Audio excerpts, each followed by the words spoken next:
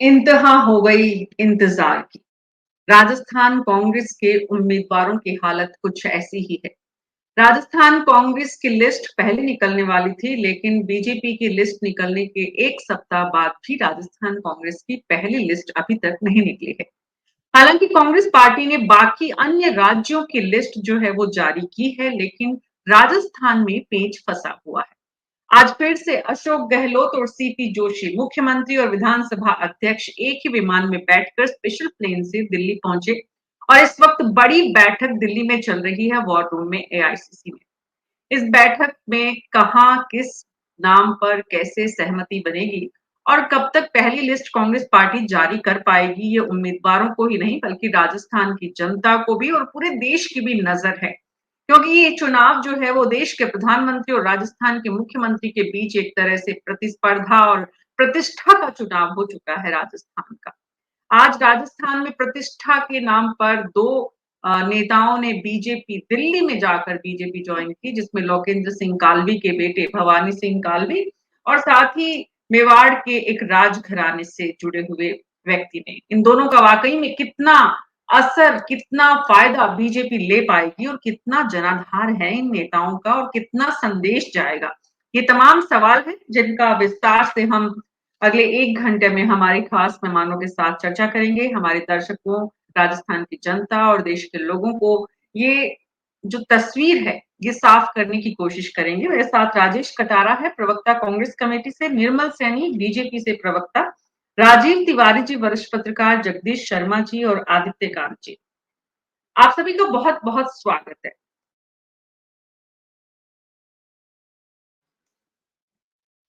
शुरुआत कांग्रेस से, राजेश कटारा जी, कांग्रेस से मेरी आवाज आ रही है आपको? जी, जी राजेश बिल्कुल। कटारा जी, क्या स्थिति है राजेश जी? कितना असमंजस और कितना और इंतजार करना पड़ेगा?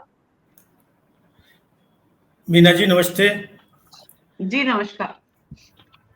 देखिए, इंतजार का फल मीठा होता है और अब तो इंतजार प्राय प्राय खत्म ही हो गया है। बहुत जल्दी आपको शुभ सूचना मिलेगी। बहुत जल्दी हमारी लिस्ट आने वाली है। जी, ये तो अब आनी ही पड़ेगी, कोई आपके पास चॉइस नहीं है। सवाल तो ये है कि ये देर क्यों हो रही है, कहाँ पे क्या चल रहा है पार्टी के भीतर? अगर आपके पास कोई जानकारी है, सुर्खियों से आती है, कहीं आपके साथियों से आती है, बार बार जा रहे मुख्यमंत्री दिल्ली, सीपी जोशी भी, पूरी कांग्रेस पार्टी के वरिष्ठ नेताओं ने भी दिल्ली में जमावड़ा लगाया हुआ है। पक्ष और विपक्ष के लोग नारे प्रदर्शन एआईसीसी के बाहर आज भी हुए हैं, होने शुरू हो चुके हैं। तो चल क्या रहा है पार्टी में? वो कुछ नहीं चल रहा, वो तो टिकटों का ही यही चल रहा है और अपनी मीटिंगें बदस्तूर चल रही हैं। दिल्ली में केंद्र में मीटिंग चल रही है, केंद्रीय चुनाव समिति की मीटिंग है, जिसमें हमारे सीएम गहलोत साहब, सीपी जोशी जी और जो उस कमेटी में जो लोग हैं वो बदस्तूर उस पर काम कर रहे हैं। बदस्तूर छानबीन चल रही है।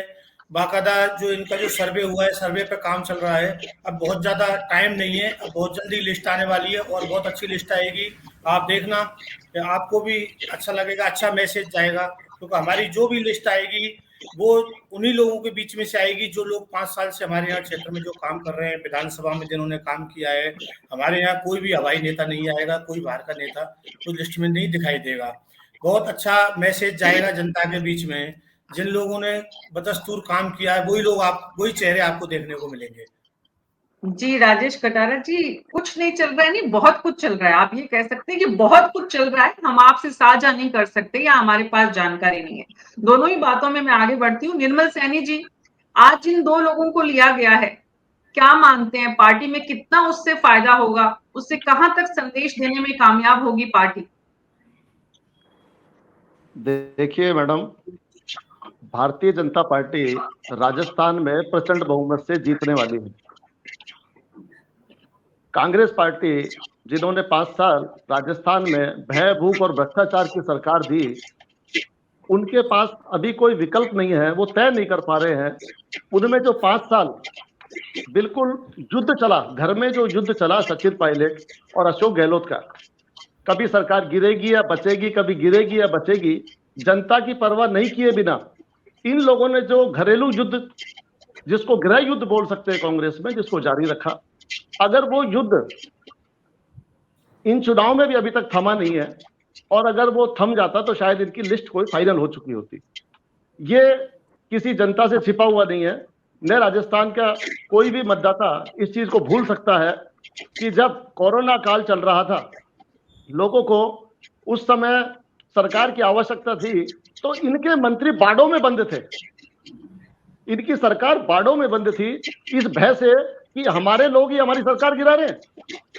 और राजस्थान में पहली बार ये देखने को मिला कि शायद कोई मुख्यमंत्री उप मुख्यमंत्री को इतनी भद्दी गालियां एक मीडिया के माध्यम से दे रहा है। वो लिस्ट फाइनल कैसे कर सकते हैं? भारतीय जनता पार्टी के जितने भी कद्दावर नेताओं की पहली सूची मिली है, उसके सामने इनको चुनाव लड़ने वाले व्यक्ति मिल नहीं रहे कांग्रेस में, क्योंकि कहीं कोई नेता का बेटा, कहीं कोई जी निर्मल जी, कांग्रेस पार्टी की चिंता हम क्यों करें? हम तो अपनी पार्टी की बात करें। मुद्दा ये है कि विश्वराज सिंह मेवाड़ और भवानी सिंह कालवी, ये दो क्या कर पाएंगे? करिश्मा, कितना करिश्मा कर पाएंगे ये दो लोग आपकी पार्टी में आने से?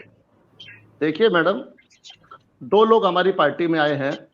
पार्टी में नए मेहमानों का हार्दिक स्वागत है, और हर आदमी आता है तो अपने साथ कुछ अच्छाई लेकर आता है, कुछ वोटर लेकर आता है। इनकी भी, कालवी साहब की राजस्थान में जो काफी भूमिका रही है, राजपूत समाज से ये लोग आते हैं, तो राजपूत समाज में इनका काफी अच्छा वर्चस्व है और इनका जनाधार है, ये जनाधार के लोग हैं, तो भारतीय जनता पार्टी को अच्छी मदद करेंगे, इसीलिए इनको पार्टी में हमने आज ज्वाइन किया है। जी, ईमानदारी से स्वीकार किया आपने। दिल्ली में दोनों आज घटनाएं हुई। कांग्रेस मुख्यालय एआईसीसी के बाहर अर्चना शर्मा के खिलाफ नारेबाजी, और भी बहुत पिछले 2-3 दिन पहले भी इस तरह का ही घटनाक्रम चल रहा था। आदित्य कांत जी, दिल्ली में आप हैं, स्टेट्समैन के एडिटर हैं, और जयपुर में, राजस्थान में भी आपने काम किया है। दिल्ली में ही आज जिन दो लोगों का हमने जिक्र किया बीजेपी में, और निर्मल सैनी जी कह रहे हैं कि बड़ा फायदा होने वाला है उनको, जनाधार वाले नेता हैं। एक कालवी जी के बेटे कितना जनाधार वाले हैं मालूम नहीं, अभी समय बताएगा। लेकिन जो तस्वीर दिल्ली से दिख रही है, और राजेश कटारा जी कह रहे हैं कुछ नहीं हो रहा है कांग्रेस पार्टी में, बस लिस्ट आएगी सिर्फ और कुछ नहीं है। लेकिन एआईसीसी के बाहर से जो खबरें आ रही हैं और अंदर कमरे में, वॉर रूम में जो कुछ हो रहा है, आदित्य कांत जी, क्या लग रहा है लिस्ट को लेकर? और जो खींचतान है उसमें कहाँ पेच फंस रहा है? मुख्यमंत्री अशोक गहलोत का एक बार फिर से वहां जाना क्या संदेश दे रहा है? देखिए बीना जी, आई थिंक संदेश बहुत ही क्लियर है। कांग्रेस जहां तक है, मुझे लगता है ये अब फूक फूक के कदम रखना चाह रहे हैं सबसे पहले तो। और जो पिछले 2 सालों में या 1.5-2 सालों में जिस तरह से पॉलिटिकल सिनेरियो अनफोल्ड हुआ है राजस्थान में, तो उसको लेके आई थिंक टिकट डिस्ट्रीब्यूशन और फर्स्ट लिस्ट रिलीज करना अपने आप में एक बहुत बड़ा चैलेंज साबित हो रहा होगा। चाहे हम गहलोत जी की बात कर लें, सचिन पायलट जी की कर लें, और भी जितने हैं, तो ये बड़ा क्लियर दिख रहा है कि बाहर से बेशक वो एक यूनाइटेड फ्रंट पेश करने की कोशिश कर रहे हो, बट खेमों में बटी हुई है और कांग्रेस नहीं चाह रही है। और जितना बीजेपी में भी हमने देखा है कि फर्स्ट लिस्ट के बाद कितना ज्यादा बाहर एक वो टर्मोइल सा क्रिएट हो गया था, तो मुझे नहीं लगता कि कांग्रेस कोई भी ऐसा स्टेप लेना चाहेगी। तो उसको लेके लगता है जद्दोजहद तो बहुत हो रही है, और अल्टीमेटली जो फर्स्ट 40 की लिस्ट होगी, जितनी रिपोर्ट्स अभी आ रही हैं, उसको क्लियर हो रहा है कि जैसे तरह तरह की स्पेकुलेशंस भी पहले आई थी कि 30 से 50 एमएलएस के नाम हैं, जिन सिटिंग एमएलएस जिनको कांग्रेस इस बार कंसीडर नहीं करना चाहती है और शायद अपनी स्ट्रेटेजी चेंज करेगी। और एक कॉमन सी बात, सब अब विनेबिलिटी की बात सब लीडर्स कर रहे हैं, लेकिन सबका वो एक सब्जेक्टिव मैटर है, सबके हिसाब से विनेबिलिटी अलग हो सकती है। जहां तक हमने देखा कि कितने सर्वेज हुए हैं, तो आई थिंक इसको देखते हुए अब ये सबसे बड़ा चैलेंज होगा कि टॉप लीडरशिप कौन से सर्वे को कितना क्रेडिबल मान के किन कैंडिडेट्स को बढ़ावा देती है।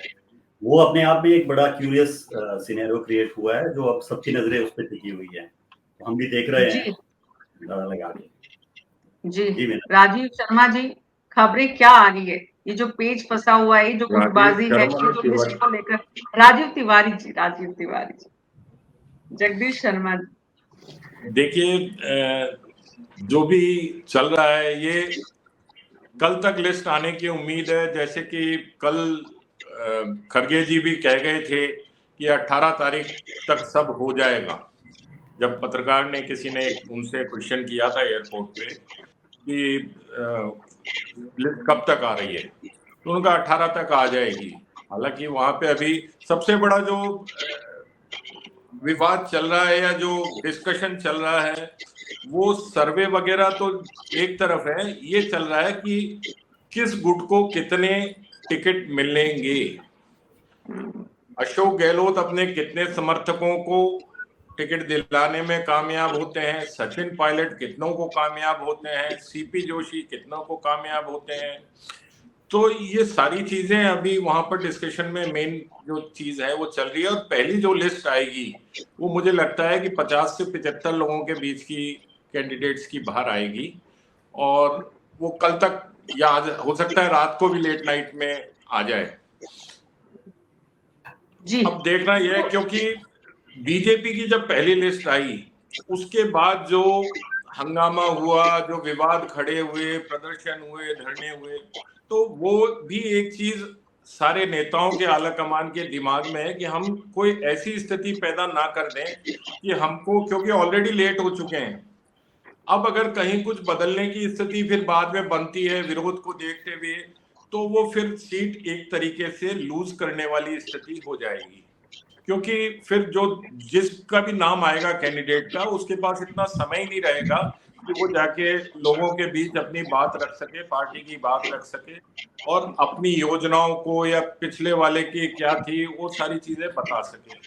तो जो भी ये ठोक बजाकर इसीलिए इतनी देरी लगा रहे हैं कि बाद में कैंडिडेट बदलना ना पड़े, सबकी उसमें कंसेंसस हो, सबकी आम सहमति बने और उसके बाद जाके वो एक लिस्ट को, और अब इतना समय भी नहीं है, कल तक तो हर हालत में दे ही देंगे लिस्ट। जी, लेकिन बचना आसान नहीं है। जो बीजेपी में हुआ वो कांग्रेस में भी होगा। जगदीश शर्मा जी क्या कहते हैं? अभी तक की जो तस्वीर जिस तरह से यहाँ तो टिकट डिस्ट्रीब्यूशन से पहले ही, चाहे यहाँ पे प्रदेश कांग्रेस मुख्यालय हो चाहे दिल्ली मुख्यालय हो, जो दावेदार हैं उनके समर्थक और विरोधी जिस तरह से हंगामा कर रहे हैं पिछले 15-20 दिन से, गोगोई आए तब भी हुआ, दिल्ली दरबार में भी, वॉर रूम के बाहर भी, कांग्रेस मुख्यालय के बाहर भी इस तरह की तस्वीरें देखने को मिल रही हैं। तो बच तो नहीं पाएगी कांग्रेस पार्टी भी, जगदीश शर्मा जी?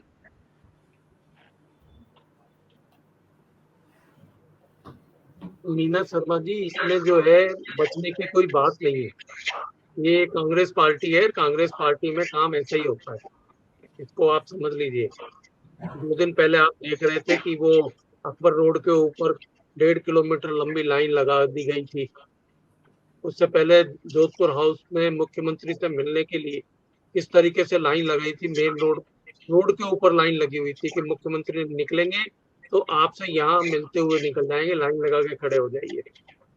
ये कदर तो कैंडिडेट्स की है, कैंडिडेट है या उसके समर्थक है, तो जो टिकट लेने वाले हैं वो किस तरीके से खड़े हुए और उनके साथ पार्टी या लीडर जो बड़े नेता हैं वो किस तरीके का व्यवहार कर रहे हैं, ये एक देखने की बात है। रही बात लेट होने की, तो ये कांग्रेस पार्टी जो है वो टिकट अभी तक भी फाइनल नहीं कर पाई, जबकि कहा यह जा रहा था कि सितंबर के मध्य में, आपको याद होगा अशोक जी का खुद का बयान था कि सितंबर के मध्य तक हम टिकट फाइनल कर कैंडिडेट्स के बता दूंगा और वो लोग जाकर अपने फील्ड में, अपनी कॉन्स्टिट्यूंसी में जाकर काम करना शुरू कर सकते। अभी 2 दिन पहले भी ये सुना कि जिन लोगों के टिकट फाइनल हो रहे हैं, मुख्यमंत्री उनको फोन कर करके बता रहे हैं कि लिस्ट कभी भी निकले, आप तो अपने क्षेत्र में जाइए और वहां काम करना शुरू कर दीजिए। लेकिन क्यों हो रहा है? जो थोड़ा बहुत जानकारी राजीव जी ने दी है कि झगड़ा वहां पर जो है कैंडिडेट्स का नहीं है, चुनाव का नहीं है, सेलेक्ट करने का है। पैनल है वैसे तो इनके पास 3-3, एक सीट पर भी 3 लोगों से ज्यादा के लोगों के पैनल है, लेकिन वो पैनल में से किसको लिया जाए और कैसे लिया जाए, ये तय हो पाना अभी जरा मुश्किल हो रहा है। बाकी लिस्ट तो आ जाएगी, आज रात तक आ सकती है, कल भी आ सकती है, परसों भी आ सकती है, अब आनी है। मतलब अब इंतजार किस चीज का है? अब तो चुनाव का काम शुरू होने वाला है, तो ये लिस्ट जो है अगर आती है, और मुझे लगता है कि मुख्यमंत्री जी को एक डर ये भी है कि जैसे लिस्ट बाहर आएगी भारतीय जनता पार्टी में, तो फिर भी अनुशासित ढंग से प्रदर्शन हुए, विरोध हुआ, प्रतिक्रिया उसकी हुई, लेकिन कांग्रेस का वर्कर जो है और थोड़ा उग्र होता है, वो मतलब फिर तोड़ फोड़ में ज्यादा देरी नहीं करता है। ये तो इससे डरे हुई भी हो सकती है पार्टी कि हम निकाले तो एक साथ निकाल दे 100, जो कुछ होना है हो जाएगा। लेकिन इसमें एक बात मैं कहना चाहता हूँ कि कांग्रेस की अभी एक भी लिस्ट नहीं आई, लेकिन बीजेपी की भी अभी 1/4 भी नहीं हुए कैंडिडेट घोषित, केवल 41 हुए हैं।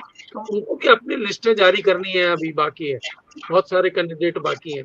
तो क्या बीजेपी डर गई है इस बात से कि इतना विरोध पहले लिस्ट पर ही हो गया है, तो और लिस्ट आएंगी तो कितना विरोध होगा, कैसे उनको संभालेंगे? अभी तक रोजाना आप देखिए कि यहाँ बीजेपी के हेडक्वार्टर पर और कई बड़े नेताओं के घरों पर किस तरीके की भीड़ पड़ रही है, किस तरीके से मारामार मची हुई है। ये दोनों पार्टियों के अंदर होने वाला है। और इस बीच ये है कि छोटी कुछ पार्टियां जो हैं हमारे यहाँ पर, उन्होंने भी अपने अपने कैंडिडेट घोषित करना शुरू कर दिया है। बसपा ने घोषित कर दिया, आरएलपी कई सीटों पर घोषित कर चुकी है, और भी जो छोटी पार्टियां उन्होंने भी कैंडिडेटों के बारे में डिस्कशन करके नाम उजागर किए। तो ये सब कुछ, अब चुनाव का टाइम धीमे धीमे नजदीक आ रहा है और सबको अपनी तैयारी, कैंडिडेटों की लिस्ट अगर जल्दी आ जाती है तो एक फायदा ये होगा कि जो उनको प्रचार सामग्री बनवानी है, जो पर्चे पोस्टर प्रिंट करवाने हैं, वो टाइम पे हो जाएंगे। उनपे ऐसा नहीं है कि 3 लोग एक साथ छपाना शुरू करें, टिकट तो एक को ही मिलेगा तो 2 का खराब होगा फिर। तो इससे थोड़ा सा बचना चाहिए, और ये मेरे ख्याल में आजकल में आना चाहिए। जो बिल्कुल, तो लिस्ट तो आनी ही है, अब आजकल में आनी चाहिए, और दूसरी लिस्ट बीजेपी की भी आनी है। लेकिन उससे पहले आज वसुंधरा राजे, राजेंद्र राठौड़, सीपी जोशी सब जेपी नड्डा के घर इकट्ठे हैं। आज फिर सीट को, और ये बात भी बहुत समझ में आती है कि पहली ही लिस्ट पर जिस तरह का रिएक्शन देखने को मिल रहा है, उसके बाद फूंक फूंक कर कदम तो यहाँ बीजेपी को भी रखना होगा। लेकिन कांग्रेस तो पहले से ही, जिसको कहते हैं कि दूध का जला छाछ भी फूंक फूंक कर पीता है, वैसी स्थिति में अभी नजर आ रही है। राजेश कटारा जी, जहां एक तरफ आप मिशन रिपीट की बात कर रहे हैं, कॉन्फिडेंस मुख्यमंत्री का जो है वो बहुत जबरदस्त है, पार्टी में कार्यकर्ताओं ने भी कहा जा रहा है कि इस बार जीत की संभावना को देखते हुए जिस तरह के हालात है, दावेदार भी बहुत आए हैं, बावजूद इसके जो मुख्यमंत्री का क्लेम था या मुख्यमंत्री ने जो खुद कहा उस पर वो रह नहीं पाए, लिस्ट ला नहीं पाए वो, तो मुख्यमंत्री की दिल्ली में नहीं सुनी जा रही, या मुख्यमंत्री दिल्ली वालों की लिस्ट को एक्सेप्ट नहीं कर रहे? कहाँ प्रॉब्लम कहाँ है?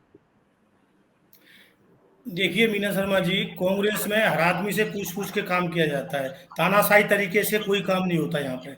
मुख्यमंत्री जी ने कहा, उसके बाद और लोग भी सबकी सुन रहे हैं, क्षेत्र के लोगों की भी सुन रहे हैं, जो कैंडिडेट्स हैं उनकी भी सुन रहे हैं। हम लोग जो चुनाव लड़ना चाहते हैं सब लोगों से विचार विमर्श करके, जैसे अभी बजट पेश किया तो पूरे राजस्थान के लोगों से सलाह मशवरा किया। इस तरह से हमारे कांग्रेस में सलाह मशवरा करके काम होता है, ना कि तानाशाही तरीके से। अभी मेरे साथी बीजेपी के कह रहे थे निर्मल सैनी जी कि कोरोना काल में कोरोना काल का प्रबंधन इतना शानदार रहा कि खुद प्रधानमंत्री जी ने बड़ाई करी अशोक गहलोत जी की, खुद अशोक गहलोत जी ने पूरी कमान संभाली। अशोक गहलोत जी का वो प्रबंधन नहीं दिख रहा है अभी। और एक बात और, जिस तरफ इशारा जगदीश शर्मा जी ने किया, और वाकई में सोचने की बात है कि पूर्व सांसद तक गाड़ी के आगे वहां पर जोधपुर हाउस में लाइन लगाकर खड़े हुए हैं। मुख्यमंत्री जी का समय मैनेजमेंट की प्रॉब्लम है, या अभी उनके पास जवाब नहीं है उनको देने के लिए, इसलिए नहीं मिल पा रहे? लेकिन वरिष्ठ नेताओं के साथ इस तरह का व्यवहार अपेक्षित है? आप बोल रहे हैं सबकी सुनी जा रही है। नहीं, वरिष्ठ नेता क्या, अब तो सभी समान है, आचार संहिता लग चुकी, ना वो मुख्यमंत्री जी हैं, ना वो जो सांसद हैं, ना कैंडिडेट है, अभी तो सब बराबर हैं। सभी लोग अब उस कमरे में हैं, एक कमरे में सारे लोग तो जा नहीं सकते, इसलिए हमारे यहाँ परंपरा है कि वहीं पूर्व सांसद भी खड़ा है, वहीं आम आदमी भी खड़ा है, सबको समान विचारधारा से रखते हैं, ना कि कोई इस तरह का प्रोटोकॉल है कि वहां मिलने के लिए कोई अलग से लाइन लगानी पड़े। हमारे सब लोग एक गुट में रहते हैं, एक साथ रहते हैं, चाहे वो सांसद हो, चाहे कोई एमएलए हो, चाहे मंत्री हो, सबको आप एक साथ देख सकते हो। उनका अलग तरह का कोई प्रोटोकॉल नहीं है। हमारे सीएम ऐसे हैं कि हर आदमी से मिलते हैं, आखिरी आदमी को भी सबसे पहले वो मिलने जाते हैं, जो लास्ट में खड़ा था उसकी भी तरफ नजर रखते हैं। उसी तरह से उनकी जो योजना है कल्याणकारी, आप देख लीजिए आखिरी में बैठे हुए इंसान को भी वो फायदा मिल रहा है, उसको भी वो लाभ मिल रहा है। बिल्कुल वो किसी भी बिल्कुल तरह बिल्कुल का आखिरी में बैठे हुए इंसान की चर्चा, आखिरी में बैठे हुए व्यक्ति की चर्चा, लोक कल्याणकारी मुख्यमंत्री का राज्य शासन, ये सारी बातें एक तरफ है, और जोधपुर हाउस के आगे जो तस्वीरें दिखी और वरिष्ठ नेतागण बेचारे इंतजार करते रह गए, मुख्यमंत्री जी से मिलने का समय नहीं मिल पाया, वो एक तरफ है। बहरहाल व्यस्तता हो सकती है उनकी और प्री डिसाइडेड उनका शेड्यूल भी हो सकता है, उसमें हम नहीं जानना चाह रहे, लेकिन वरिष्ठ नेता इस तरह से खड़े दिखते हैं तो पब्लिक सोचने में जरूर मजबूर होती है कि भाई यहाँ पर कांग्रेस पार्टी के नेताओं की स्थिति ऐसी क्यों है, पहली बात। दूसरी बात ये, आपने कहा हमारे यहाँ बहुत अनुशासन होता है, जगदीश शर्मा जी ने कहा, और जिस तरह से आपने राजीव तिवारी जी को सुना कि कांग्रेस पार्टी में जो लिस्ट आने के बाद का जो रिएक्शन है वो भी एक बहुत बड़ा कंसर्न है। आपके मुताबिक अगर हम आपकी बात को सुने समझें और हमारे जो दर्शक आपको सुन रहे हैं, आप उनको आश्वस्त कर रहे हैं आपकी बात से जो अभी तक आपने समझाई है कि आपके यहाँ कोई प्रतिक्रिया नहीं होगी इस तरह की, कोई रेबल खड़े नहीं होंगे। मैडम अभी इन्होंने पूर्व में ये कहा है कि किस गुट को कितने टिकट दिए जाएंगे, तो ये खुद अपने मुंह से स्वीकार कर रहे हैं कि यहाँ गुटबंदी है कांग्रेस में। अभी इन्होंने खुद ने कहा कि पायलट गुट को कितने टिकट दिए जाएंगे और गहलोत गुट को कितने, तो क्या गुटबंदी नजर नहीं आ रही है क्या आपको? इनके मुंह से स्वीकार कर रहे हैं ये, तो जहां गुटबंदी होगी वहां टिकट फाइनल कैसे होंगे? अभी मुझे लग रहा है मेरे साथी सुन नहीं रहे उस बात को, सचिन पायलट का उनका तो कोई टिकटों में नाम ही नहीं आया, आप कहीं दूसरी न्यूज सुन रहे हो लगता है। गुटबंदी की कोई बात नहीं आई, वो जो मीना शर्मा जी जो पूछ रही है मैं उसका जवाब दे रहा हूँ। देखो छोटी मोटी बातें होती रहती है, नहीं गुटबंदी छोटी मोटी तो 5 साल पूरे राजस्थान ने झेली है, छोटी मोटी तो पायलट साहब की और गहलोत साहब की, ये छोटी मोटी बातें हैं, तो राजस्थान को इसमें क्यों चलाया गया? देखो राजस्थान कोई नहीं चला, हमारी सरकार है, हमारी सरकार है, राजस्थान नहीं चला। भ्रष्टाचार, भूख, भय, हर 3 घंटे में एक बलात्कार, हर 3 घंटे में एक लूट, ये बलात्कार, ये आम बात, ये उदयपुर में गला काट दिया। निर्मल जी विषय पर रहने दीजिए, आज अगर भारत का रिकॉर्ड है, आज इस बात विषय पर राजेश जी विषय से भ्रमित मत होइए, मैन की बात का विषय पर रहिए, राजेश जी विषय पर रहिए, छोड़िए मैं आप। 1 मिनट की बात का जवाब दे दूं, भारत में अगर कोई भ्रष्टाचारी सबसे ज्यादा किसी पार्टी में है तो बीजेपी के अंदर है। आज सबसे ज्यादा बलात्कारी या सांसद हो चाहे विधायक हो बीजेपी के अंदर है खुद के। हमारा कांग्रेस का एक भी नाम बता दीजिए आप। इनके देखिए ब्रजभूषण शरण का क्या हाल हुआ, कितनी बदनामी हुई उसमें, पूरे देश की नहीं विदेशों में भी बदनामी। मनमोहन सरकार की उपलब्धियां भूल गए कि घोटालों की सरकार, सबसे बड़े घोटाले हुए थे हिंदुस्तान में मनमोहन की सरकार में। अभी मोदी जी की सरकार में एक घोटाला नहीं है, और आप बताइए, आप आरोप लगा रहे केंद्र के ऊपर, हम राज्य की बात कर रहे हैं, आप केंद्र में बात ले जाना चाह रहे हैं। सरकार भूल चुके हैं क्या? मनमोहन ऑडियो ऑफ कर दीजिए प्लीज। निर्मल जी, राजेश जी आप बोलिए। कोई सिद्ध हुआ क्या? कोई सिद्ध हुआ को उसमें आप लोग आरोप लगाते रहो, क्या सिद्ध हुआ? आरोप राजेश जी विषय पर आ जाइए, ब्रजभूषण पर जो आरोप सिद्ध हुए उनको पूरे देश ने देखा, पूरे विदेश ने देखा, क्या किया उन्होंने, क्या कृत्य किया? राजेश जी भारत की बालिका गोल्ड मेरिट उनके साथ क्या किया? क्या प्रधानमंत्री जी उनसे मिलने गए? कटारा जी विषय पर आइए, विषय पर। इन्होंने कुछ नहीं किया तो आपकी भी तो कमी है, विपक्ष में रहते हुए आप भी कोई ऐसा आंदोलन खड़ा नहीं कर पाए कि सत्ता पक्ष को मजबूर होना पड़े। आज तक इनका कोई आंदोलन नहीं खड़ा नहीं हुआ, इनके पास 200 कैंडिडेट तक पैदा नहीं है, सांसदों को चुनाव लड़ना पड़ रहा है। आप विपक्ष में हैं, आप विपक्ष में हैं केंद्र में, राजस्थान में आपको सांसदों से डर क्यों लग रहा है? राजस्थान में हमारे योद्धा किसी मैदान पे लड़े, आपको सांसदों से डर है तो वो सीट खाली छोड़ दीजिए। अगर आपके पास उम्मीदवार तय नहीं कर पा रहे, हमारे सांसदों से इतना डर पैदा है आपके लिए, जब से हमारी 42 लोगों की लिस्ट हमने जारी की है, आप बार बार एक सवाल उठा रहे हैं सांसदों को टिकट। अरे भाई हमारे योद्धा रणभूमि में लड़ने को तैयार है, तो आप क्यों घरों में बैठ के छुप रहे हैं? निर्मल जी, निर्मल जी प्लीज एक बात मेरी ध्यान से सुनिए। न्यूज़ 24 पर हमारी कोशिश होती है कि जिस हमारे मेहमान को बोलने के लिए कहा जाता है वही बोले, दूसरा जब आपकी बारी आए तब आप बोले, ताकि लोग आपको ठीक से सुन पाए। ये जो कुछ चैनल्स पर आप लोग जो बहस करते हैं ना एक दूसरे के ऊपर चिल्ला चिल्ली करके, उसमें कुछ हासिल नहीं होता है। और हमारी कोशिश है कि हम जनता तक थोड़ा सा सही फीडबैक दें, थोड़ा जनता के पास आपके व्यूज सही ढंग से जाएं, आपका विचार, आपका पार्टी में जो कुछ चल रहा है वो जनता आपके पर्सपेक्टिव से समझे। आप जब बोलते हैं मतलब पार्टी बोल रही है, तो प्लीज सुनिए। राजेश जी, जो सवाल मैंने पूछा है आपसे, प्लीज उसका जवाब दीजिए। जी, सवाल मैं दोबारा दोहराती हूँ, कांग्रेस पार्टी में टिकट डिस्ट्रीब्यूशन से पहले ही जिस तरह से दावेदारों की तरफ से धरना प्रदर्शन दिल्ली जयपुर दोनों जगह शुरू हो चुका है, टिकट आने के बाद क्या हाल होगा? देखिए, हर आदमी की उम्मीद होती है, बड़ी पार्टी है, बड़े टाइम से शासन कर रही है भारत में, तो उसमें कार्यकर्ताओं की तो है ही बहुतायत इस तरह की। पर आप एक देखिए कि जिन लोगों का विरोध है या जो लोग धरने प्रदर्शन कर रहे हैं वो वहाँ के क्षेत्रीय लोग हैं, कोई बाहरी लोग नहीं है।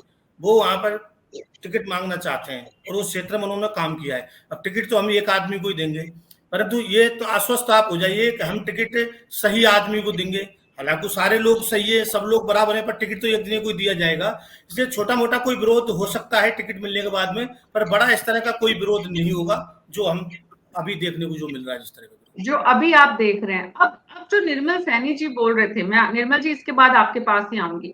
निर्मल सैनी जी जो आरोप लगा रहे हैं या उनको लगता है कि कांग्रेस पार्टी डरी हुई है उनके सांसदों से, आपके यहाँ भी कुछ, हालांकि वैसे तो आपके पास है ही नहीं, लेकिन जो अभी विधायकों के जो टिकट कटने की बात आ रही है उसमें कुछ पूर्व सांसदों को टिकट दिए जाएंगे, कुछ इस तरह की किस रणनीति पर पार्टी चल रही है टिकट डिस्ट्रीब्यूशन में?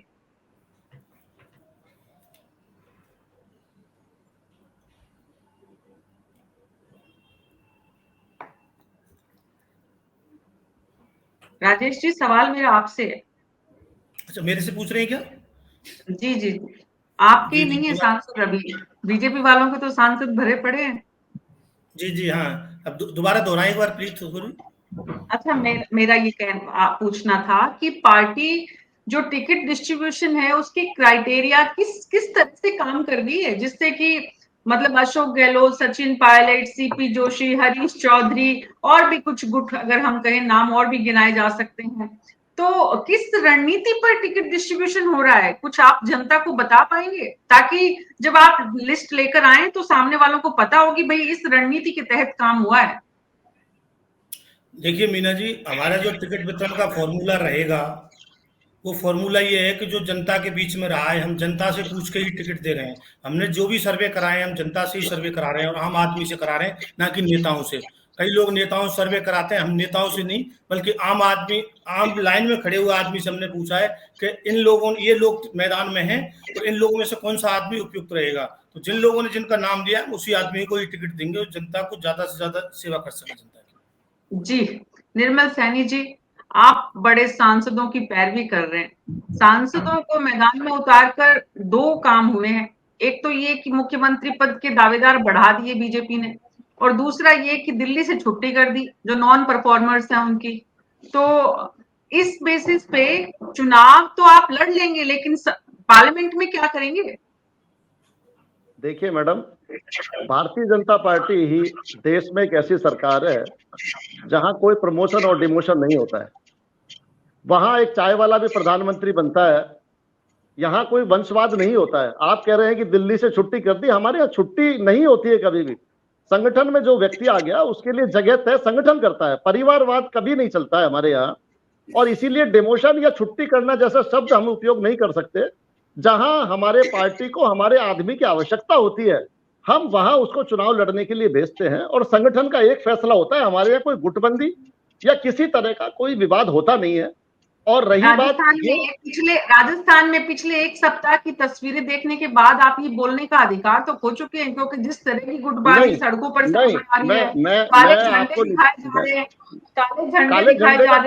काले झंडे का कारण है। कुछ सीटों पे हमें लंबे समय से जो लोग थे उनको चेंज करके उनको अन्य पदों पर दिया जाएगा। आगे हो सकता है इनको लोकसभा में लड़ाएं, हो सकता है कि हम महापौर में लड़ाएं, हो सकता है कहीं और इनको लड़ाएं। तो इसीलिए हमने ये चेंज किया है, ये पार्टी का एक चेंज है, ना कि हम ये चाह रहे हैं कि इनको टिकट काट के घर बिठाया जाएगा या दिल्ली खाली हो गई तो दिल्ली में क्या होगा। दे नहीं पाए आप इन लोगों को ये संदेश दे नहीं पाए, सब जिस तरह से मुखर हो रहे हैं।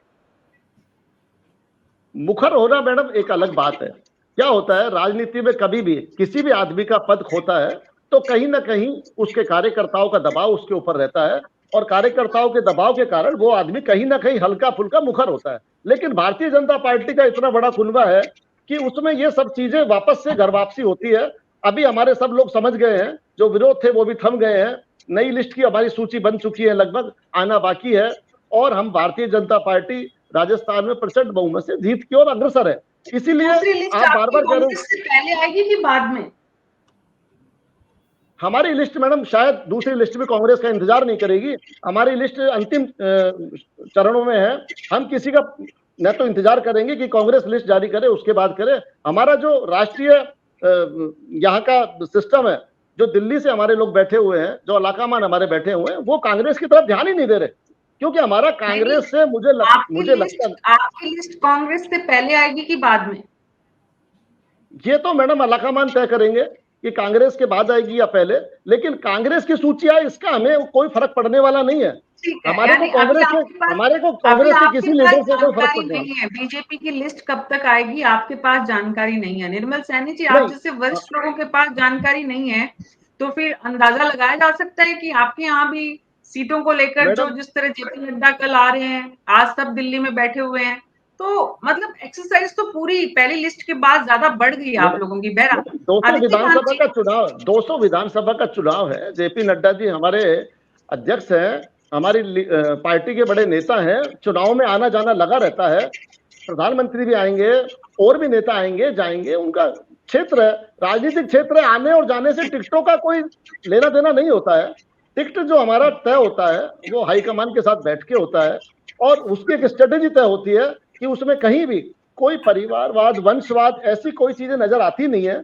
और इसीलिए हमारा जो भारतीय जनता पार्टी का वोटर है या जो हमारा कार्यकर्ता है, वो निश्चिंत रूप से इस इंतजार में होता है कि जो भी लिस्ट आएगी वो अच्छी आएगी, उसमें किसी प्रकार का कोई विरोधाभास नहीं होगा। शायद आपने अभी देखा होगा कि हमारे जो भी हमने अभी लिस्ट जारी की है, आपने जैसे बताया दिल्ली में क्या होगा, हमारे पास दिल्ली में भी कोई कमी नहीं है और सांसद लड़ाने की। हमारे पास भारतीय जनता पार्टी का जो कार्यकर्ता है, निपुण है हर क्षेत्र में, उसे हम कहीं भी फिट कर दें। हमारा एक पार्षद भी हो सकता है कि जाके और लोकसभा का चुनाव लड़ ले। आदित्य जी, दिल्ली से जो खबरें आ रही है, बीजेपी की लिस्ट में और सांसदों के भी नाम आने वाले हैं क्या?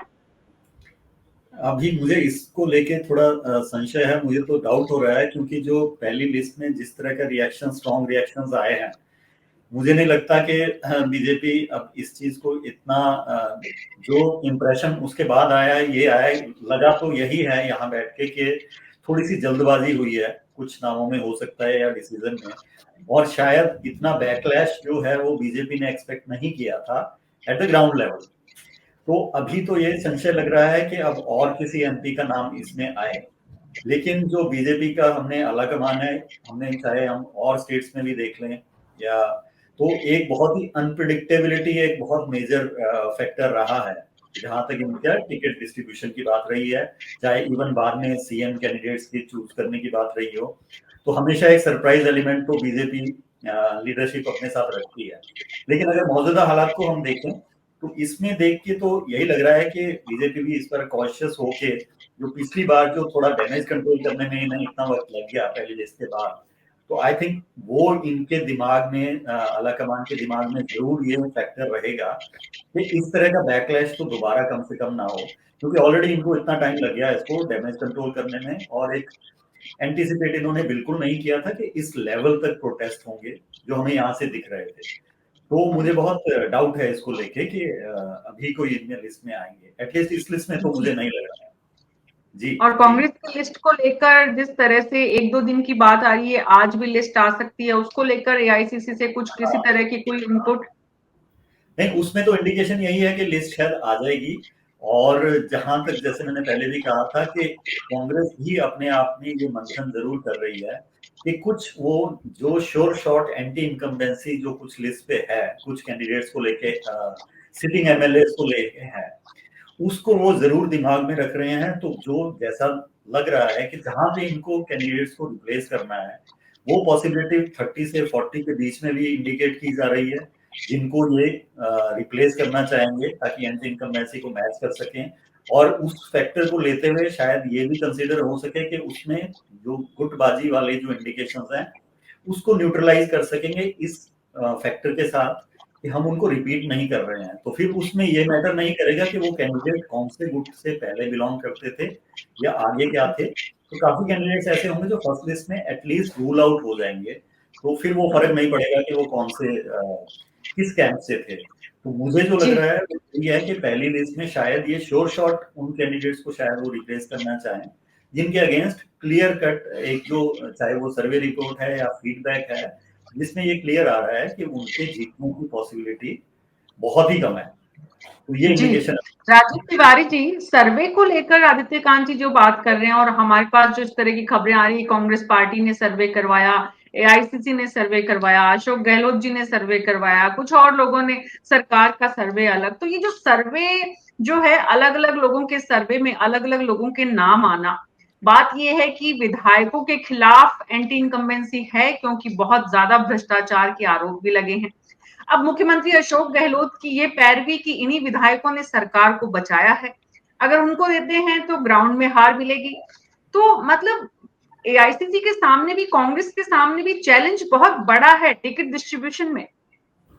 देखिए, अब जितने ज्यादा सर्वे कराएंगे उतनी ज्यादा चीजें कॉम्प्लिकेटेड होती जाएंगी, उतना ही मुश्किल आपको कैंडिडेट चुनने में होगा, क्योंकि मतलब हाईकमान अलग करा रहा है, फिर वो जो आपके मधुसूदन मिस्त्री जी का अलग हो रहा है, गहलोत जी का अलग हो रहा है, और एआईसीसी भी अलग से करा रही है या गोगोई साहब अलग से करा रहे हैं।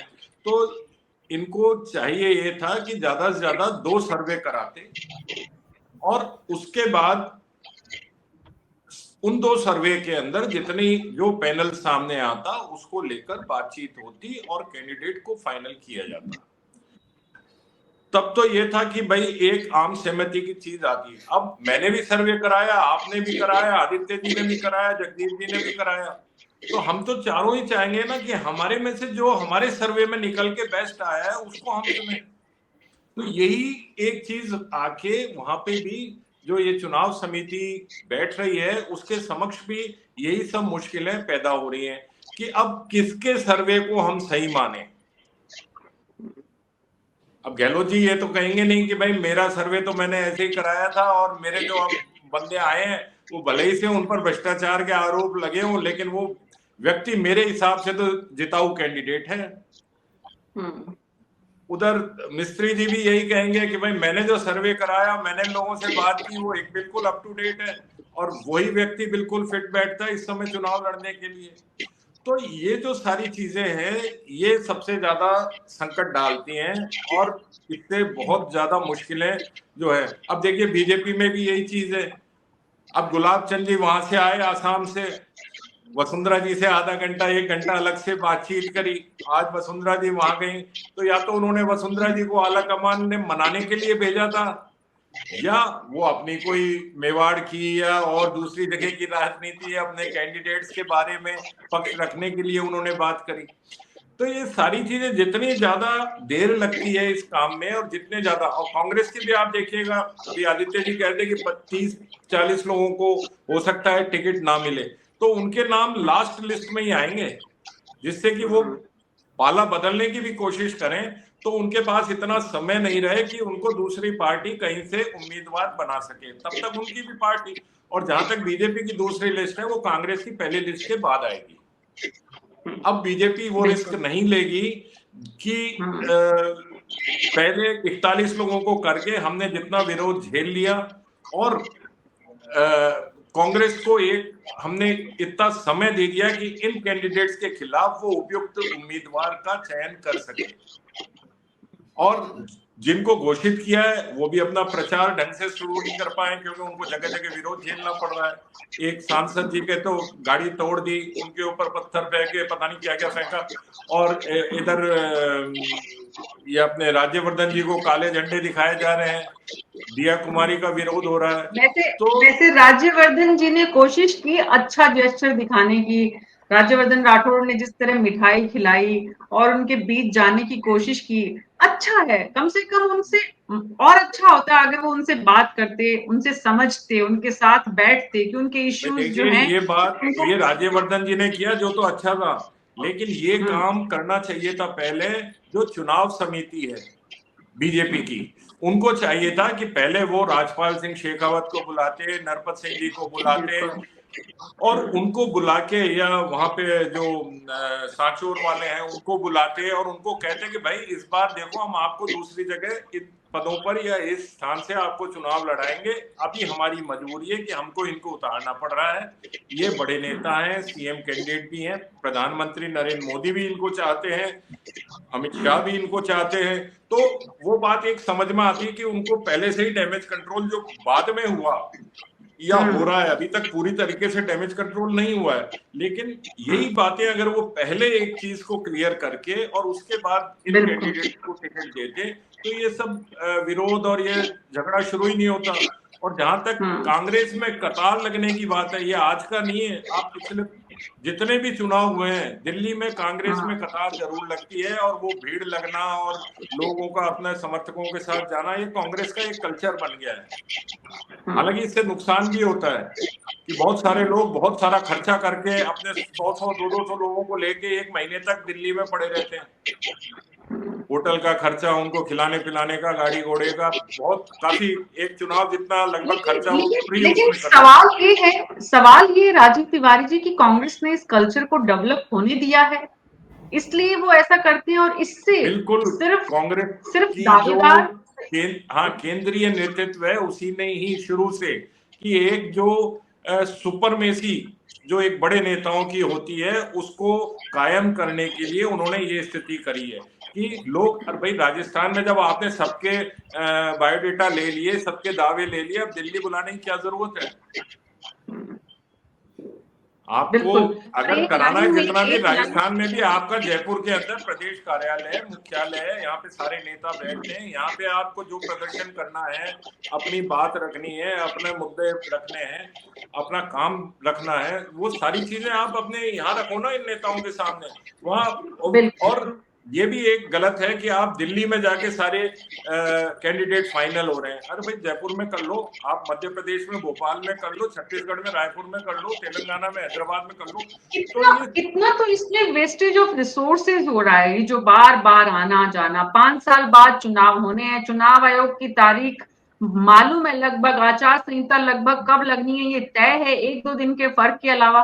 तो ये जो होमवर्क है, ये जो ग्राउंड वर्क है, ये जो सर्वे है, ये सब तो पूरा तय समय सीमा के भीतर होकर इस काम को बेहतर ढंग से भी किया जा सकता है, जिसमें ना तो किसी की अननेसेसरी एनर्जी किल हो और ना ही भागम भाग मचे। लेकिन इसमें एक और पेच है जिसकी अक्सर जनता में चर्चा नेताओं की सुपरमेसी फिर कैसे कायम होगी, नेताओं का रसूख कैसे बनेगा, ये सब उसके लिए है चीजें। एक तो उसके लिए है, और दूसरी एक और बात जगदीश शर्मा जी, जिसकी तरफ मैं राजस्थान की जनता के लिहाज से, जो कैंडिडेट साफ सुथरे चुनाव लड़ना चाहते हैं उनके लिहाज से, जो युवा राजनीतिक महत्वाकांक्षा रखते हैं उनके लिहाज से, और जो साफ सुथरी राजनीति करना चाहते हैं उन लोगों के हिसाब से, टिकट बिकती है, टिकट का पैसा लगता है, ये बातें भी बहुत होती है, इस बार भी है, हर बार होती है।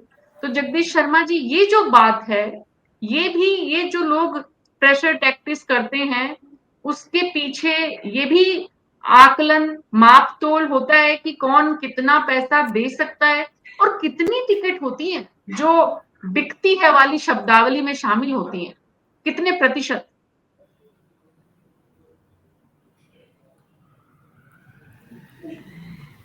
मीना जी, ये बिकने का और ये सब तो मुझे मालूम नहीं है, मतलब कौन बिक रहा है या कैसे टिकट बिकते हैं। सिनेमा के टिकट तो हमने जरूर ब्लैक में खरीदते हुए देखा है, लेकिन ये इसके बारे में नहीं मालूम। लेकिन बहुत सारे लोग एलिगेशन लगाते हैं, बाद में भी लगाते हैं कि हमने इनको, आपने देखा होगा अभी थोड़े दिन पहले एक किस्सा खुल गया था किशनगढ़ का, अजमेर लोकसभा क्षेत्र का, जिसमें किशनगढ़ विधानसभा में एक कैंडिडेट ने आरोप लगाया था कि इतने करोड़ रुपए लेकर इस तरीके से टिकट दिया गया। खैर, मैं कह रहा हूं कि हमने किसी को पैसे देकर टिकट देते हुए नहीं देखा, लेकिन ये जो राजीव जी भी बोल रहे हैं, आप भी बोल रही हैं कि भाई ये क्या तरीका है कि दिल्ली में सारे लोग इकट्ठे हो रहे हैं, दिल्ली में फैसला हो रहा है, और अभी निर्मल सैनी जी खुद ही बोल रहे थे कि हमारा आला कमान तय करेगा, यानी कि भारतीय जनता पार्टी में भी कुछ आला कमान काम करता है। अभी तक तो कांग्रेस में ही सुना था कि वहाँ आला कमान है, क्योंकि वहाँ एक परिवार है, उस लेवल के चीजें फाइनल होती हैं परिवार के पास, और या उस लेवल के नेताओं के पास वो आला कमान हो गया जो कुछ भी निर्देश दे सकता है। और जिस आला कमान को एक तरीके से डिनाई भी किया जा सकता है यहाँ बैठकर। तो लेकिन भारतीय जनता पार्टी में तो अब तक सब बराबर के कार्यकर्ता माने जाते हैं, तो उनमें आला कमान कहाँ से आ गया? खुद नरेंद्र मोदी और अमित शाह बोलते हैं कि हम आपकी जैसे कार्यकर्ता है, आप लोगों ने हमको वोट देकर यहाँ बैठाया है काम करने के लिए, हम काम कर रहे हैं। तो ये जो कल्चर है, ये पॉलिटिकल कल्चर जो डेवलप हो रहा है भारतीय जनता पार्टी में भी डेवलप हो रहा है, और जिस कल्चर की वजह से कांग्रेस पार्टी का डप्पा बैठ गया है, ये दोनों स्थिति ऐसी हैं। अब आप देखिए, मैं आपको कुछ चीजें पुरानी याद दिलाता हूँ। अशोक गहलोत जी की गवर्नमेंट जब खतरे में आई थी, और वो खतरा मान लो किसी तरीके से टल गया, उन्होंने 13-14 तो निर्दलीय लोग ले लिए, 6 लोग उन्होंने बीएसपी के अपने साथ ले लिए, 2 लोग ट्राइबल पार्टियों के ले लिए, 2 लोग कम्युनिस्ट पार्टियों के अपने साथ ले लिए, और यूं इस तरीके से छोटे मोटे कर करीब 25-26 लोगों का उन्होंने समर्थन प्राप्त किया था। और सार्वजनिक तौर पर ये बात कही थी कि इसको हम कंपनसेट करेंगे, याद होगा, जितना इन्होंने हमको सपोर्ट किया है उसको हम कंपनसेट करेंगे, इससे बेटर तरीके से करेंगे। अब जब पार्टी टिकट बांट रही है तो ये 26 सीटों के ऊपर क्या होने वाला है, मुझे ये बताइए आप। 26 सीटों पर तो आपको उन्हीं कैंडिडेट्स को टिकट देने हैं, या उनका एश्योरेंस जो दिया था वो करना है। तो 26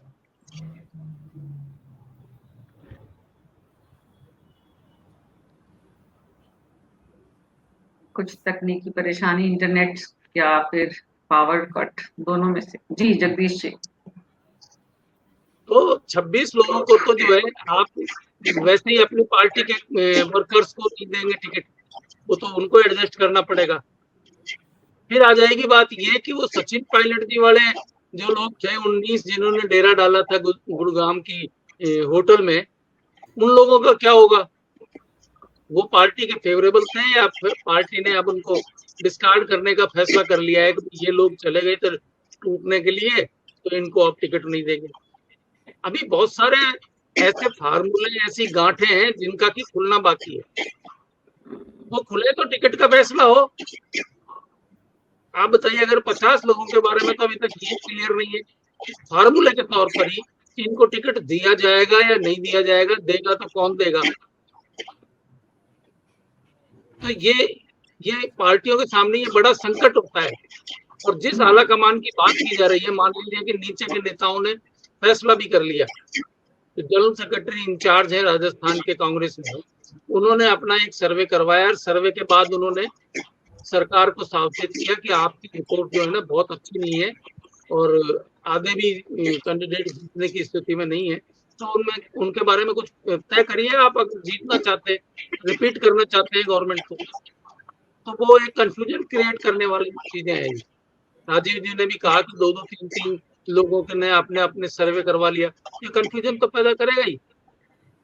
जब आप 5 साल से देख रहे हैं अपने वर्कर को, अपने एरिया में अपने कैंडिडेट कौन है या दूसरे कार्यकर्ता कौन है जो मजबूत उम्मीदवार बन सकता है, जिसमें कैपेसिटी है, जो कैपेबल है करने के लिए, फाइनेंशियली, पॉलिटिकली, सोशली, हर तरीके से आप ठोक बजा के देख लीजिए।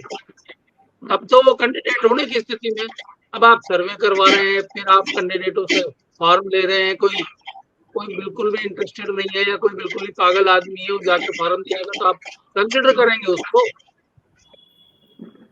तो ये बहुत सारी चीजें हैं। ये जो आपने कहा कंपनसेट करने वाली बात, ये बहुत इंपॉर्टेंट बात है। और मैंने बीएसपी के 2 विधायकों के हाल ही में इंटरव्यू किए, 2 निर्दलीय विधायकों के इंटरव्यू किए, तो उसमें ये बात निकल कर आई कि हमें कांग्रेस पार्टी से टिकट मिलेगा, ये पूरा भरोसा है। तो ये एक अलग पहलू है। लेकिन निर्मल सैनी जी, जो सवाल मैंने जगदीश शर्मा जी से किया था, और दर्शक हमारे जो देख रहे हैं, जनता जो देख रही है, वो इस बात को जरूर समझना चाहती है कि ये जो बार बार बात उठती है कि टिकट, पैसा लेकर टिकट दी जाती है, और खास करके जब आपके कैंडिडेट कुछ इस तरह के आते हैं, जैसे फतेहपुर में श्रवण चौधरी का नाम आता है, तो सवाल ये ज्यादा बढ़ जाता है कि क्यों वहां पर जो सालों से कार्यकर्ता काम कर रहा है, वर्कर जो वहां पर जुड़ा हुआ है, जो दावेदार मजबूत है, उसकी बजाय आपने 2-4 दिन पहले किसी श्रवण चौधरी को लेकर आए और उसके बाद टिकट दिया क्योंकि वो मजबूत है आर्थिक रूप से। तो इस बात में कितनी सच्चाई है निर्मल जी? जनता जानना चाहती है, समझना चाहती है, क्योंकि मैंने फिर उसी बात को मैं रिपीट कर रही हूँ कि जिनके पास पैसा नहीं है और जो चुनाव में आना चाहते हैं, ये सवाल उन लोगों के लिए है। देखिए मैडम, भारतीय जनता पार्टी में पैसे का लेन देन जैसी कोई भी चीज कहीं आज तक साबित नहीं हुई है। रहा टिकटों का मामला, टिकटों में कार्यकर्ता जमीन से लेकर, जो जमीन पे काम करने वाला कार्यकर्ता होता है, उससे लेकर पार्टी के मंत्री, पार्टी के एमएलए, पार्टी के और बहुत सारे बड़े बड़े वर्कर जो हर फील्ड में काम करते हैं। भारतीय जनता पार्टी के अनेकों फील्ड है। कई बार कई इंसान पटल पे दिखता नहीं है। जैसे अभी मैं मीडिया में काम करता हूं तो मैं बहुत बार और लोगों की नजरों से ओझल रहता हूं कि भाई ये कभी कार्यक्रमों में आते नहीं है। अरे भाई, भारतीय जनता पार्टी के अनेकों अलग अलग तरह के प्रकोष्ठ बने हुए हैं, तो ये भी कहीं ना कहीं किसी प्रकोष्ठ से जुड़े हुए, पार्टी से कहीं जुड़े हुए, संगठन को जिनकी आवश्यकता जब पड़ी तो उसको काम में ले लिया कार्यकर्ता को। यहाँ पैसे का लेन देन जैसी कोई चीज कभी भारतीय जनता पार्टी में न तो हुई है न होगी। भारतीय जनता पार्टी ये गारंटी देती है कि हमारा जो कार्यकर्ता है अंतिम श्रेणी का है, उसको भी हम समय आने पर टिकट भी देंगे, पार्टी से जोड़ेंगे, पद भी देंगे। ऐसा कभी नहीं होता है यहाँ कि अंतिम श्रेणी का कार्यकर्ता नहीं आ पाए, पैसे वालों की सरकार बन जाए। तो ऐसा कुछ नहीं है हमारे यहाँ। भारतीय जनता पार्टी एक संस्कारवान पार्टी है, यहाँ का कार्यकर्ता बड़ा संस्कारवान है, और भारतीय जनता पार्टी के कार्यकर्ता के बारे में शायद हिंदुस्तान में किसी को बताने की आवश्यकता नहीं है। इसलिए यहाँ टिकटों में या पदों में कभी भी पैसे जैसी कोई बू आती नहीं है। नहीं, कभी आपने सुना होगा, निर्मल जी ने जब इस बात को रखा तो कहा कभी साबित नहीं हुआ है। राजीव तिवारी जी, ये जो साबित नहीं होना ही इस बात की पुष्टि करता है कि नहीं ऐसा है नहीं, तो फिर ये खबरें आती कहां से हैं कि इतना करोड़ में टिकट इस बार, और इस तरह की चर्चाएं क्यों होती है, कहां से आती है राजीव तिवारी जी? ये बना दी जाती है, अपने आप हाथों पे सरसों उगती है। देखिए, अभी इससे कुछ साल पहले कुछ स्टिंग्स हुए थे, उसमें भाजपा के नेताओं के नाम भी आए थे, बड़े पदों पर नेताओं के भी आए थे, कांग्रेस के भी आए थे, दूसरी पार्टियों के भी आए थे। तो ये तो कहना बड़ा मुश्किल काम है कि भाई सिद्ध नहीं हुआ।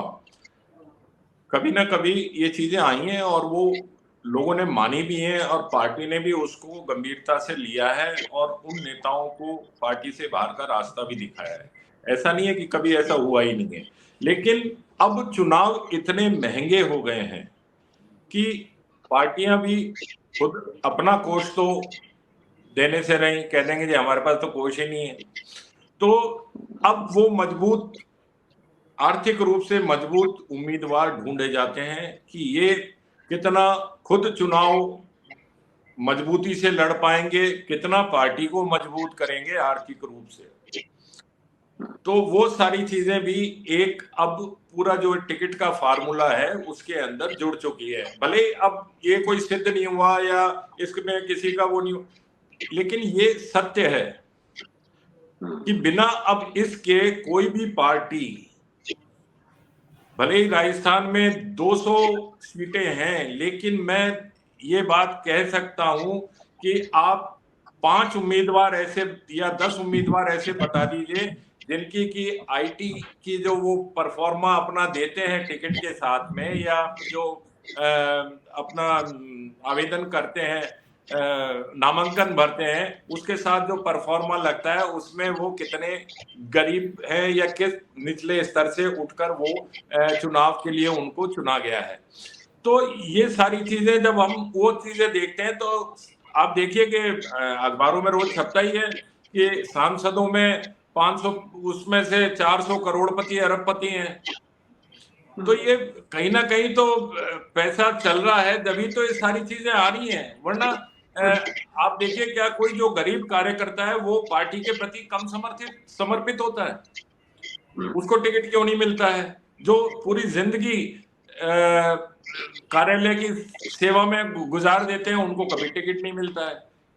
तो एक जमाना था जब सब पार्टी में, कांग्रेस में भी, बीजेपी में भी ऐसे लोग निकल के आते थे। भंवरलाल शर्मा थे, गिरधारी लाल भार्गव थे, तो या महबूब अली थे, वो साइकिल से ही सारे टाइम चले, और दूसरे बहुत सारे उदाहरण हैं ऐसे।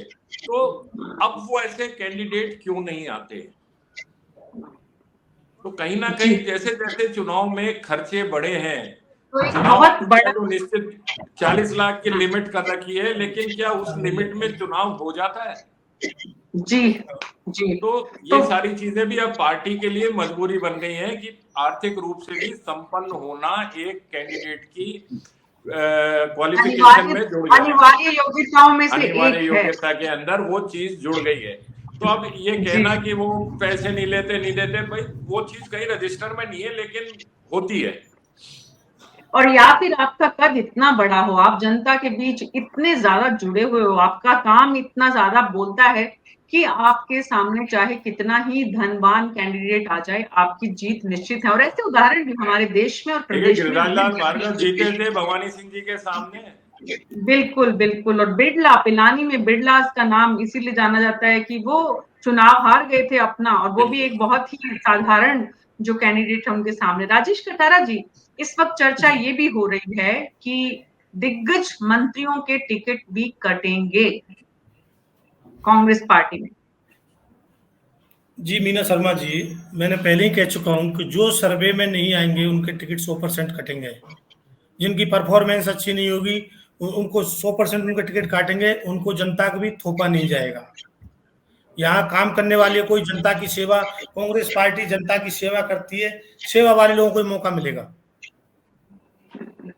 और सरकार बचाने वालों को भी मौका मिलेगा, लेकिन अगर उनकी जिताऊ कैंडिडेट क्राइटेरिया में नहीं आते हैं तो फिर मुश्किल है। ऐसा कुछ नहीं है। जो मैंने कहा सर्वे में जो आएंगे उनको टिकट मिलेगा, चाहे वो कोई निर्दलीय हो, चाहे दूसरी पार्टी से आया हुआ हो। ऐसा कुछ नहीं है कि उसको इनाम के तौर पे ही टिकट दे दिया जाए। अगर उसकी परफॉर्मेंस अच्छी नहीं रही, जनता में विरोध है, तो टिकट कटेगा 100%। आदित्य कांत जी, एक चर्चा जो कांग्रेस पार्टी के भीतर टिकट डिस्ट्रीब्यूशन के वक्त सबसे बड़ी और अहम और इम्पोर्टेंट है कि अशोक गहलोत की तरफ से ये दबाव, मुख्यमंत्री की तरफ से ये दबाव जरूर बनाया जाएगा कमेटी के सामने कि भाई जिन लोगों ने हमारी सरकार को बचाया है उन लोगों को इस वक्त रिवॉर्ड मिलना चाहिए। लेकिन वही लोग जो हैं वो पार्टी के लिए जिताऊ कैंडिडेट ना हो, इसकी भी संभावना है, पॉसिबिलिटीज हैं। सर्वेज में रिपोर्ट उनके खिलाफ आई है।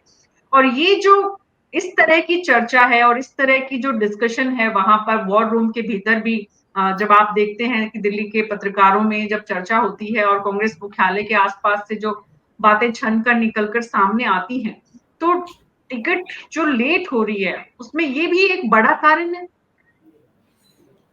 बिल्कुल बिल्कुल मीना जी, आई थिंक जगदीश जी ने जो शुरू में पॉइंट आउट किया बहुत इंपॉर्टेंट पॉइंट था कि जो डिले का जो मेन रीजन देखा जा रहा है कि सबकी नजरें एक्चुअली इसी पे लगी हुई हैं कि कौन से वाले खेमे को ये क्या कहते हैं उनको रिवॉर्ड दिया जाएगा और कौन से खेमे को पनिश किया जाएगा। अब इसमें इस बात से कोई डिनाई नहीं किया जा सकता कि बेशक अशोक गहलोत जी या वो अभी इन्होंने सीएम कैंडिडेट कोई भी डिक्लेयर नहीं करते हैं पार्टी में, बट अभी जो कांग्रेस जाएगी वो अशोक गहलोत जी का चेहरा ही एक वो प्रेजेंट किया जा रहा है कि जितनी भी स्कीम्स हैं जो कुछ भी है वो अशोक गहलोत जी के नाम से ही, सीएम के नाम से ही हुई है, जो ये क्रेडिट भी ले रहे हैं। तो अब इसमें एक जो सोच है वो तो यही है कि अशोक गहलोत जी का थोड़ा तो स्ट्रॉन्ग उनका वेट कैरी होने वाला ही है जब टिकट्स डिस्ट्रीब्यूशन में नाम आएगा। लेकिन वो किस हद तक उनका से कैरी होगी, इसमें से मानी जाएगी, वो सबकी नजरें उस पे है। और जैसा पहले भी कहा इन्होंने कि वो फॉर्मूला क्या है, मुझे फॉर्मूले में तो यही लग रहा है कि एक लिमिट होगी कि उस हद तक उनको उनके कैंडिडेट्स को दे दिया जाएगा, कंप्रोमाइज करना भी पड़ेगा। बट अभी जो ऑन फेस ऑफ इट दिख रहा है वो ये दिख रहा है कि इसमें जो बेशक उस टाइम कोई भी इक्वेशंस रही हो, कैसी भी रही हो, लेकिन जो डेवलपमेंट्स रही है उनकी जो शेडो है वो इस टिकट की लिस्ट पे भारी पड़ रही है और इसकी बियरिंग उस पर होगी। बेशक हम सर्वेज की बात कर लें, चाहे कैंडिडेट्स की बात कर लें, विनेबिलिटी की बात कर लें, लेकिन वो जो रेबल सितंबर 2000 लास्ट ईयर हुआ था उसकी शेडो डेफिनेटली अभी टिकट डिस्ट्रीब्यूशन पे है और जो नजर आएगी अभी, और उसमें कितना किसकी से होगी ये इंटरेस्टिंग है ये अपने आप में। जी जी, बहुत बहुत शुक्रिया आप सबका इस चर्चा में शामिल होने के लिए। तो जो आप सबसे बातचीत के बाद जो बात निकल कर सामने आ रही है वो एक तो ये कि कांग्रेस की लिस्ट अब पहले सामने आएगी। ये लिस्ट 50 से 75 कैंडिडेट्स की हो सकती है। इस लिस्ट को आज या कल या परसों तक आने के बाद ही बीजेपी जो है वो अपनी सेकंड लिस्ट जारी करेगी, क्योंकि बीजेपी फर्स्ट लिस्ट के बाद जो एग्रेशन देखने को मिला, खिलाफत देखने को मिली, बगावत देखने को मिली, उसका डैमेज कंट्रोल अभी तक कर नहीं पाई है। कमेटी जो बनाई गई थी इसके लिए, उसे भी सफल नहीं माना जा रहा है, वो भी रोक नहीं पा रही है। तो इसलिए फूंक फूंक कर कदम दोनों तरफ से रखा जा रहा है। देखना होगा कल जब हम चर्चा करेंगे तो कांग्रेस की लिस्ट के साथ या और इंतजार के बाद धड़कने राजस्थान में इस वक्त बढ़ी हुई है, उम्मीदवारों की, दावेदारों की। सो इंतजार कीजिए, कल शाम 6 बजे फिर मिलेंगे। तब तक के लिए नमस्कार।